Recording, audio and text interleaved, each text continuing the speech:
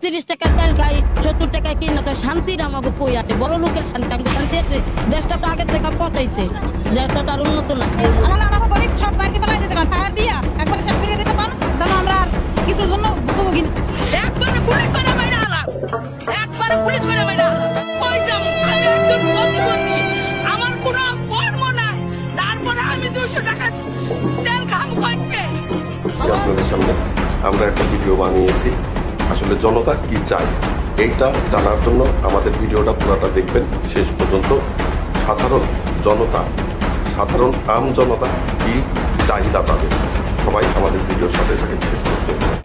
আমাকে গরিব সব বাড়িতে পালাই দিতে কারণ ফায়ার দিয়া একবারে শেষ করে দিতে কারণ যেন আমরা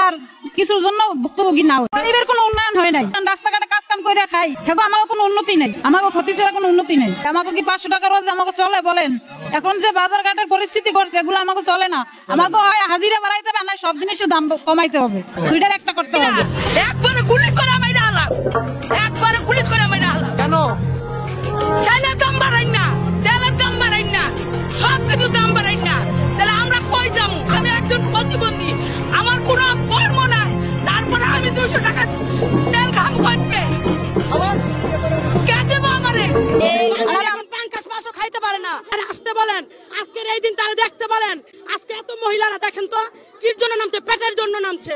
এত আমার ভাইয়েরা কিসের জন্য নামছে ব্যবসার জন্য নামছে ব্যবসা নাই গরিবের খাবার নাই ওই শান্তি বাজারে যাই শান্তি নাই ঘরে আসি শান্তি নাই জামাই রিস্কা যায় টাকা পায় না কোথায় শান্তি 30 টাকার চাল খাই 70 টাকায় কিনা তো শান্তির আমাকে কই আছে বড় লোকের শান্তি আমাকে শান্তি আছে দেশটা তো আগের থেকে পচাইছে দেশটা তার উন্নত নাই বাজারে যাই 100 টাকার নিচে সবজি নাই আমার মতো গরিবেরা মাছ খেতে পারি না মাছ তো চোখেই দেখি না তা আমাকে কি শান্তি দিছে কও ইলিশ মাছ কতদিন আগে খেয়েছে ইলিশ মাছ তো এই বছর চোখেই দেখি নাই মাছে ভাতে বাঙালি হইলাম কোথাতে আমরা আগে ছিলাম এখন নাই এখন আলু ভর্তায় ডাইলে বাঙালি মাছ তো চোখে দেখি না বাবা সত্য কথা বলছি কোনো মিথ্যা কথা বলি নাই আচ্ছা গরিবের এখন জাতীয় মাছ কোনটা ইলিশ বড় লোকের ফ্রিজে ঢুকে আমাকে ফ্রি আমাকে পেটে ঢুকতে পারে না বাবা সপ্তাহে একদিনকে বছরে খাইতে পারি না লোকে নাই তো আমরা পাবো কোথার থেকে আমরা গুড়া পোনা মাছও খাইতে পারি না কারে নামাইতে হবো ডক্টরের ঢোকার বাড়ি চলে এখন নামাইতে হবে না হয় 2 দিনের মধ্যে কাজ করে দেশ আগে সরকার ছিল ভালোই আছিল এটা কি পাগলাম হয়েছে ডাক্তার একটা জুট তুলেছে সাধারণ মানুষ মনে নেই ওই 100 বছর শেখাচ্ছি না এই 15 বছর জান রান্না দিয়েছে 2 মাস হাতে টাকা বেশি দিতেছে 5 দিনের মধ্যে টাকা কামাই যাইছে সমান নায়ক পাঁচটার নাম সব সমান নায়ক বই দিয়ে গিরিতে বই লেখতে কি ভাব লাগে ইয়ার দিয়ে বই বাজান আপনাকে কোনো কথা নাই আমাকে আগে সরকার চাই হে কোনো জায়গায় আমাকে খারাপ কাম করে না আমি লেখের কোনো ছাত্রলীগ থাকবো না কাওয়ার ঘরের ভাত খাই হয়েছে ওরা তো বাংলাদেশের নাগরিক ওরা তো কি রোহিঙ্গা পদ্মা সেতু হয়েছে আমার বাবা মারা চাচারা মারা গেছে খবর শুনছি